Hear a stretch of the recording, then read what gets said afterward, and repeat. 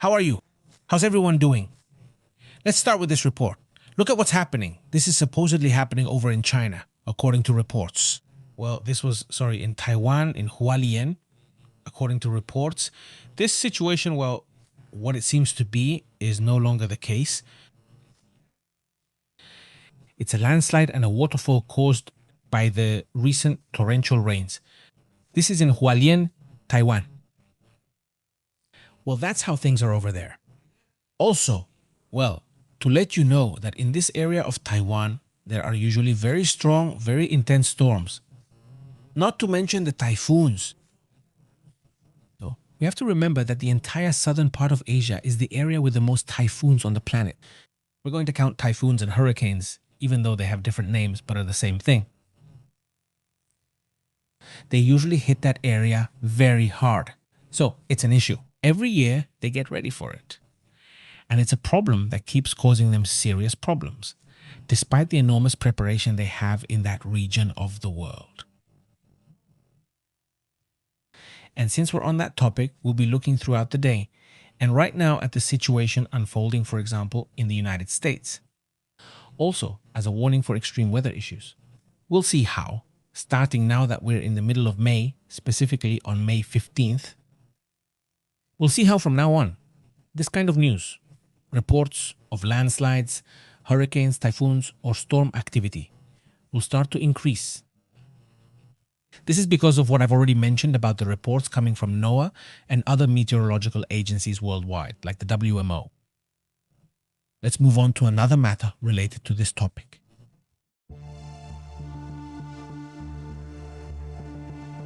Check out what's coming out right now in a report issued for the United States, specifically for 7 million people, in which they claim that the climate or what's coming in the coming days in different regions of the United States, storms are expected, with alerts being issued for 7 million people, for citizens who are over there.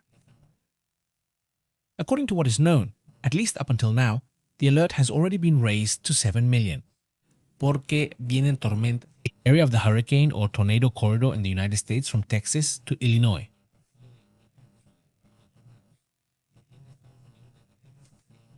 Basically, this whole area up to the lakes, let's say, is under alert at this moment. Today, we're looking at what the cloud cover has looked like lately. But right now, we're going to see the forecast. In other words, how the forecast looks and what is expected for the area so that you can also stay alert to this information. And now let's get into the details. By the way, if you're just joining, go to the comments. Thank you so much for the tips you send to support the channel. You can also do it by giving a like, sharing. Let's go. Let's go. That is really appreciated, right? Everyone participates however they can, and that's really appreciated. More than 7 million people are under alert. This is due to severe storms that are expected and forecasted for the central and southern United States. According to what the Storm Prediction Center, the highest risk corridor extends from Wisconsin to Texas, crossing the entire Midwest, the Great Plains, and the southern part of the country. There is a stretch of approximately 1,930 kilometers, with a threat of fairly large hail. If we look at the water accumulation, how is it going to happen? Notice how it is right now. The water accumulation is minimal, right? Or notice how it will progress in the coming days. This water accumulation in the entire northern part and throughout the whole corridor. Basically, if you look at the whole corridor, it practically includes all of Mexico from the northeast to Oaxaca. Yes, the entire northeast passing through the center of the country. They will have chances of storms and significant rainfall. Some parts of Mexico will also get hail. That's the main threat. Hailstones are balls of ice that could reach up to 7.6 centimeters in diameter, which is about 3 inches in size, according to the same source. Winds are also another factor to consider, because in this area, winds during these events are expected to reach up to 112 kilometers per hour. That's a wind speed, similar to a Category 1 hurricane. Doesn't reach that level, but it's close. Iowa, Kansas, Oklahoma, Nebraska, and Texas are the main areas being monitored, especially because they are at risk for supercells, which are organized storms capable of producing hail. Very strong winds, tornadoes, and the well-known flash floods come from torrential rains that can drop as much rain in half an hour as you would normally get in months, so to speak, right? And they just let it fall like that, right? There's Tlaloc, or the god, or whichever one you want. Torrential, right? Tremendous, if not a huge downpour. And obviously, since it's a considerably large area, when there's too much water in a short period of time, the ground can't absorb it. What happens? Well, the water level rises and there are floods. From Des Moines to Iowa is marked as the center of risk, which even goes up to level 3, almost level 4. But for now, most of it is still kept at risk level 3. Next Monday. These days, the chances will keep increasing from this Monday up to Friday, right? Monday is the toughest day. It's the worst day, let's say. But next Monday, not this one. So Monday, well, that day is the complicated one. It's the most complicated of all. According to NOAA, Monday will be the most critical day with a higher tornado risk, especially for Kansas and northern Oklahoma. NOAA and the Weather Channel describe this as the most critical moment this week.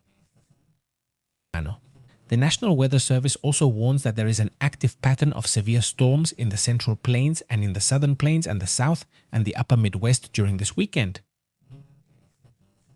So this weekend has already started, and we will see how the phenomenon progresses, how things develop. Let's look at the thunderstorm activity and see how it will develop in the coming days. We'll look at it on the map, how it moves forward. That's today. Very calm. Still today, Friday, right? We're going to see how little by little they move forward. All of this is still Friday. Let's say step by step while we keep talking. The supercells, they say, would be the critical point of this upcoming weather. For places like Nebraska, Kansas, Texas, even Oklahoma, where large hail could be a concern. Look at how it starts to increase starting today, this afternoon, including Mexico. That's this afternoon. Starting at 4 in the afternoon, it starts to get intense, and it keeps moving forward like that. If you see a thunderstorm, take precautions by getting into a place with a roof and staying away from risky areas, especially because of the lightning risk. Look, that was yesterday, right? Yesterday we talked about a storm that happened in India. I don't know if it was because of overconfidence or lack of precautions, whatever you want to call it, but 96 people lost their lives, and not because of the flooding or the landslide. Look, there it is again. That's tomorrow afternoon. So the afternoons are going to be complicated. Check tomorrow afternoon too. Do you see? Well, while I keep talking, let's see. In India, 96 people with their own lives, hopes, and dreams, whatever. And suddenly, one day, like the day before yesterday, because that happened for us on a Wednesday. Yesterday, Thursday, I reported it. But on Wednesday, when a storm hit, it took the lives of 96 people in a single day. There are 96 people who are no longer here with us. And you say, hey, but how is that possible? No, how is that possible? Yeah, it's so strange. Damn, how is it possible that 96 people lost their lives? Just look at that. And that's just for Sunday. You saw how it's been increasing and how the thunderstorms grow at times. All of this mainly happens in the afternoons from what I'm seeing, both today, Saturday, and Sunday. That's right. If, for example, it's already nighttime, then they're already going down. Well, in the end, the heat, which is the fuel for those storms, in the end, it's the tremendous heat. And as for tornadoes, well, they do require a slightly more intense combination of cold and heat, but thunderstorms, rain, and so on. Well, in the end, excessive heat will always bring more storms. Look, it's Monday. See how much it increases on Monday. That's why they say it's going to be really intense. Let's take a pause there. Let me pause it. There it is. This is crazy. Look at the line of storms that goes from what would you say? Well, Oaxaca, practically Acapulco, Guerrero, Oaxaca, Mexico City, passing through Monterrey. Look, we're going to be in the same storm. Look, Ciudad Victoria, Tamaulipas, up to what you'd call, well, almost Canada, practically. No, already Canada. Well, look, here would be Canada. It's already on the Canada border, already on the... Let's go. Towards the borderline with the United States and Canada. Impressive, the storm. They're thunderstorms. This whole line... Watch out for Cuba as well, by the way. Well, that's how things stand on that topic.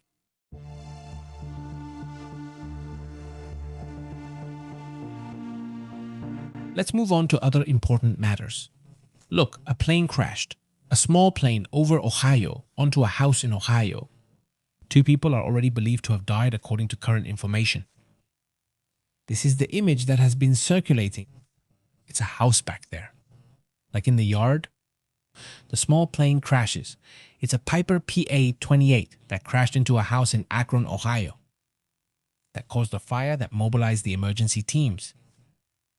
The incident happened after 4 p.m. yesterday. According to the local fire department, the occupants of the aircraft were found dead, while the residents of the house were unharmed. Well, luckily nothing happened to the people in the houses, but... Well, these people really went through a tough time, obviously, right? There you can see the neighbors taking some pictures over there. It's of the house, not the yard, showing how the house ended up. Well, they got out without any problems. Unfortunately, those who were on the plane lost their lives in this little plane, let's say. Neighbors may return home, but direct access to the accident site is still restricted. This was said in American media before the topic was discussed, because the police have to investigate and see if there are no further risks.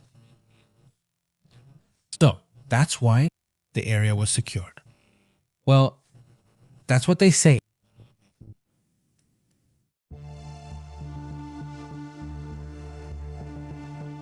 There's an announcement right now. The United States has already confirmed that, after all, the deployment of 4,000 soldiers in Poland will not happen.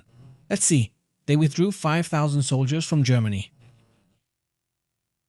A hard blow for Germany, because Germany in the end felt safer if it had 5,000 soldiers from an allied country. Well, it's interesting. Suddenly, these 5,000 soldiers leave, and besides, they're 5,000 soldiers who also consume resources. I mean, they drink water, they eat. So they pay for food, they spend on entertainment, they pay for services. All that is money that in the end is coming in every day to the Germans. Well, they said they're going to go to Poland. They're going to move to Poland now.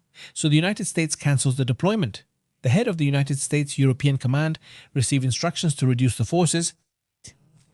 General Christopher Lalive, acting Chief of Army Staff, announces this message. The United States cancelled the deployment of 4,000 soldiers in Poland, stating that, well, it was a move that had to be made.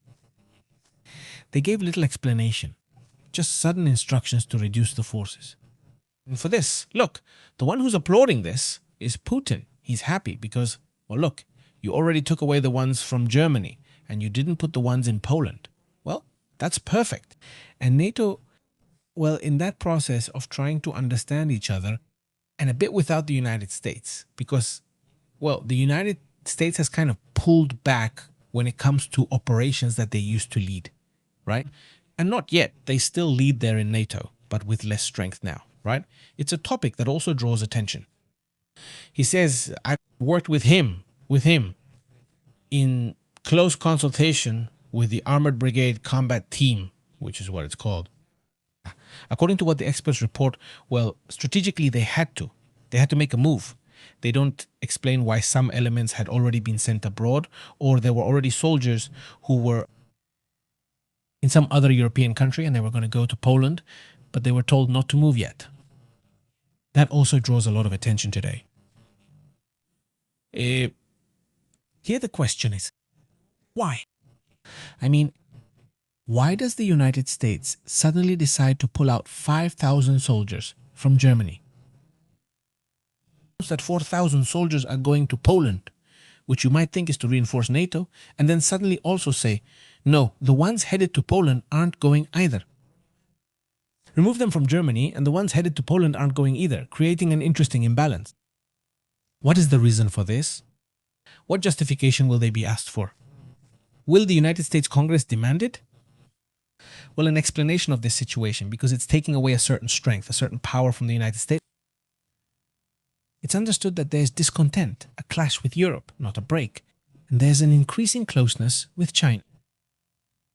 Even today, Donald Trump, while he was on his way, he's already on his way back to the United States, from China to the United States, while he's on his way. One thing that stands out in all of this is how, in the end, Donald Trump is saying that he gets along well, that Xi Jinping is his friend, and not only that, but also that. About the Taiwan issue, he says, I listened to what they wanted regarding Taiwan. That he didn't comment on anything. He says it's hard to believe that. But, well, he says he didn't comment on anything, that he just wanted to listen. That there won't be a war over Taiwan, that they are not going to invade Taiwan. That's what the United States will understand. That's good news for Taiwan, but I'm not sure how believable it is. Implying a bit that the United States doesn't want full independence for Taiwan, but it doesn't want it either for China to control Taiwan. I mean, it's like they want things to stay just the way they are. Neither independence, but also not the total takeover of Taiwan. It seemed like that's the point of agreement with China. And that's going to bring a great business opportunity between China and the United States. That also remains to be seen, right?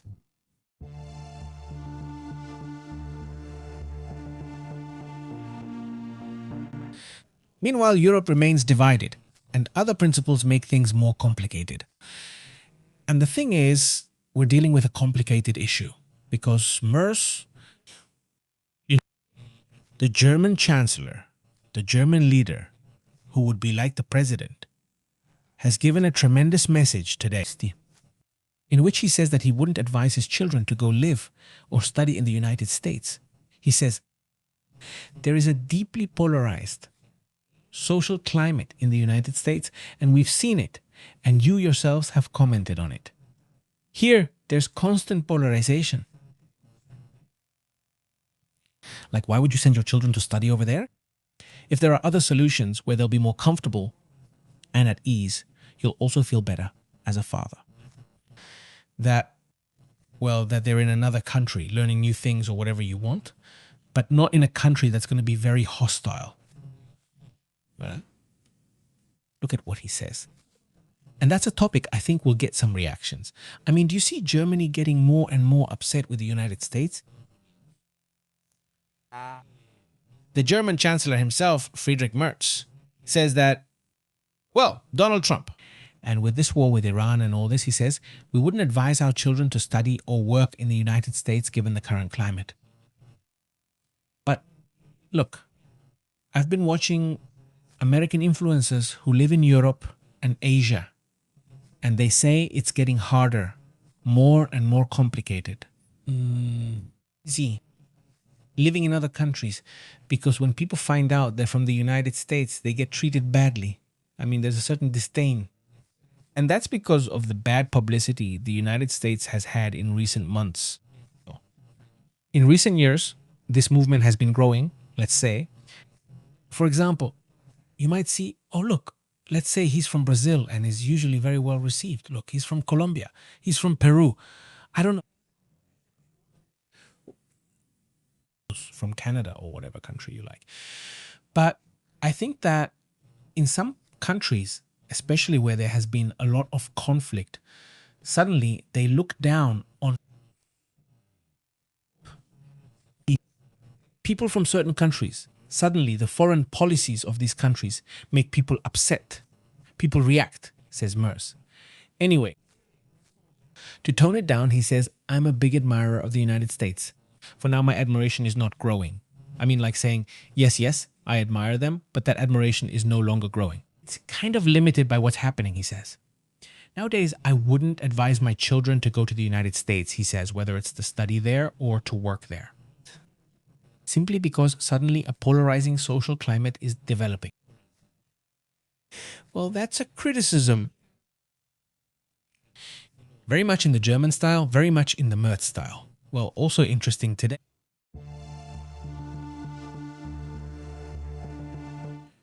Look at what's happening. This is also over there in, what's it called? In Venezuela, where it's reported that there has been a fire that has generated a lot of speculation. This fire is affecting a gas plant operated by PDVSA along Lake Maracaibo. There, at least 12 people, including 2 workers, were injured. They say there was an explosion first, then the fire started. Obviously not. According to reports, there was a very quick evacuation and an immediate mobilization of emergency teams. The explosion affects this gas plant. The name is La Marga or La Ambasí. It's called La Ambarga. That is this municipality of Lagunillas on Lake Maracaibo in the west of Venezuela, according to what is known. That's part of what's happening. And that brings us back to a point we've made here several times, and I think you'll remember it. So, what's going on with the refineries and plants and all this stuff? What's going on with that? That causes or that creates this kind of trouble, this kind of problem. How many of these explosions or fires have we seen in Australia? Even right here in Mexico, in the United States. At some point, it will be said that this is sabotage or multiple acts of sabotage, or that each one is an isolated incident for totally different reasons. But coincidentally, all of them happen within a period of just a few weeks, while at the same time we are experiencing what the agency claims, not the agency. The World Energy Organization claims that right now we are living through the toughest crisis in history when it comes to energy issues of the modern era, obviously, right? I mean, it's the most severe energy crisis ever experienced in history. And this isn't just because of what's happening right now, but because of what's coming. I mean, many people think we're already experiencing the effect. And yes, there is an effect happening, but it's not the effect. It's not the big effect, you know. Just like there are white swans, there are black swans, right? And black swans are when something so disruptive happens that it affects the economy or creates a conflict that causes some kind of problem, right? A pandemic, for example, is a black swan. A white swan is, for example, these tools. You might say, well, look, they're a concern. They can go one way or the other, right? But for now, it's still a white swan because what was believed would create fewer jobs has actually done the opposite. It has created more jobs and more opportunities. And it has led to certain service activities, for example, and other things, possibly increasing and improving, even things related to health, for example, right? A lot of things are being discovered very quickly thanks to these tools. So there are some really cool and interesting developments coming thanks to these models of ideas and all of this. There's still a long way to go to know what the real and final result will be, but it's going well, I mean, overall, right? Even though there are challenges and there are issues and problems, there are also positive things, right? And it's seen more like a white swan. The energy issue is a black swan because it can cause such high inflation that you could end up with entire countries shutting down. And we're already seeing it in Asia. I mean, Bangladesh, Cambodia, Thailand, India, countries in the region, even Pakistan. Right now, for example, they only go to class 3 days or 2 days a week. The students complete the rest digitally, so they don't need to travel to school and spend money on gas. Workers are told, no, it's going to be a 3 or 4 day work week to also reduce oil consumption. So this shortage that we're experiencing right now in this process, and if you extend it to 2, 3, 4, 5, 6 months, well, that would be very disruptive in a negative way, right? So hopefully we don't get to that level, right? But anyway, let's move on to other comments. Let's go. How have you all been? A big shout out to you, Panterita. Hello, how are you, Edilcia? Francisco Menchu, thank you very much. I'll leave a note in the community. Let's check the community. Ezra, thank you very much to the whole community. To everyone who connects and leaves us a photo in the community area. You can do that there as well. Look, check out the price How has it? How has it? What's it called? Teaching the essentials. Let's also take a look at the country. That's all. Libra. Look at this, 4.78 per pound. So, let's see. That means it costs $4.78 per pound.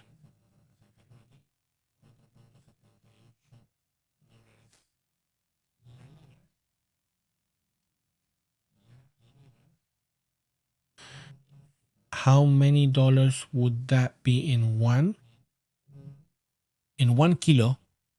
Well, that would be $10 per kilogram, or 200 pesos per kilogram. So if it's 4.78 per pound, that would be approximately $10.54 per kilogram, or 172 pesos. Actually, more like 170. Let's round it up. 170 pesos. It's really expensive, the tomato over there in Sear, compared to here. So if here they're expensive at about 70 pesos over there, it would be 170 pesos, proportionally $4.78 per pound. Thanks for the report. Let's check the other photos. Ah, well, look, that's a tomato. It's the regular tomato, I would say regular. For me, that's the normal tomato. And then there's the tomato. Wow, what do they call this one? I forgot what it's called. If someone is watching me, please tell me. But anyway, it's another type of tomato, which is the one we usually buy. This is the one we usually buy, Roma tomato. They call it that here. It would be cheaper. Well, this one wouldn't be so expensive. 3.18. I think that's really good, right? That's useful information. Is that the normal price or is it more expensive? Let's see. I'll leave the question to Sita Menchu. And to those watching us in the US, California, in Illinois, in Florida, in Utah, anywhere, in Texas. Tell us, is that the normal price for you? Is that price just at Sear or is it everywhere? And is this price normal or is it more expensive than usual? I'll also leave the question there for the whole community. It says, how are you? Mercedes. Big greetings, Jose Prado Panterita. Thank you very much, says Jose. Well, good afternoon. Greetings from Tapachula, Chiapas. I'm working on the sanitary landfill project. And because of the high temperatures, I got heat stroke. Now, take good care of yourself. I've had heat stroke twice, also from working in the sun for many hours, and both times it was because I forgot my cap. A cap, a hat makes the difference. Staying hydrated and having a cap makes a huge difference. Well, honestly, with these things, you really have to take care of yourselves, no matter what. Obviously, I didn't get heat stroke. I remember we were filming a documentary in a kind of landfill. It was a landfill, an ecological landfill. I mean, with a whole system and everything. But there was no shade. There was absolutely no shade at all. And when I got back, I started to feel sick. And I remember that the night was tough for me. I was shivering from the cold. I mean, my system got out of balance. I don't know. And I was there shivering under blankets, even with the summer heat. And I was using blankets because I couldn't stand the cold, even though it wasn't cold. Clearly, the body is completely out of balance. And the next day I was back at work and I was fine. But it did happen to me twice. And the other time it happened during another recording, the same way. That time I lost my cap during a take. It fell off. It's a little hat. It just fell off. I was on a boat and the cap flew off too. I had to work like that all day without anything to cover me. And if it hits you hard, I think you need to have a spare cap just in case you lose one. It's really necessary, really necessary. I wasn't a big fan of caps or hats or anything like that. But if you get hit, if the sun hits your head, no, it's tough, I'm telling you. There's no shade. The emergency services ambulance helped me. That's great, Jose. I can imagine. You just get complacent. Like, I'm friends with the sun. I've always said I'm friends with the sun. I'm not afraid of the sun or anything. But don't get complacent if it hits when... So a little cap really makes all the difference for you. Hope you feel better, Jose. get better and stay hydrated too. The first time hit me harder. The next day, I was all sore. But the second time, I don't know why, I recovered faster. Sometimes it happens, not like before. It's not used. It's just like that. Since we call this one salad tomato and the other one pear tomato. Here in Panama, 3 pounds for $1 because it's in season. But then, is that a good price for Panama? Yes. He says jitomate. Salad or Italian? The oval one. He says put it in. Okay. That's the price of the pound in pesos. And I mean, in pesos, it would be quite a lot. It's because of the proportion of what you pay. But also, well, obviously, everything is proportional to prices there. Well, now they're in dollars. They make money too. But suddenly it catches my attention when you see like $23 for an apple or things like that. And I don't know if it's like that right now, but they've sent me pictures too. Like the apple is super expensive, or certain fruits. Sometimes the prices go up a lot. Here, for example, kiwi is super expensive almost all year round. It's really rare to find kiwi at a good price. He could always figure it out for us. And that would mean more or less in dollars. To calculate it, it's about $8 per kilo. It must be per kilo. $8 per kilo. Yeah, that's better. It's not very expensive there. But here the fruit costs a lot. For example, bananas must go for about $1, $2 per kilo around there, $1 per kilo at most. I don't think it even gets to that. It must be about $1, he says. Tomatoes are usually around 89 cents up to 120, but then that's really expensive, right? That was my question. How expensive it was compared to other days, other weeks. Okay. Well, there it is, the information. It's not perfect. Hey, we have another topic that's really crazy, but let's go. It's ready. Directo saber al Alguazí. I think the link goes straight there. This stream opens directly. Let's see the next one. Because there are other important topics too, right? And this time it's a really strange case. Because remember that not long ago, there was a meeting with pastors and people from various religions where the US government told them, prepare your people, prepare your parishioners, or I don't know how you refer to your believers, your religious community, prepare them for what's coming. And they showed them things, they showed them videos and things that they haven't shown to the public. I mean, no one has shown them to us. So they showed them some really shocking things and now they're describing them. So I'm going to talk about that topic right now and also other important matters about what's happening in Iran. There are responses from Trump and several leaders on various topics. Let's review them. Let's go to the next live broadcast and well, we'll keep going. We'll keep talking.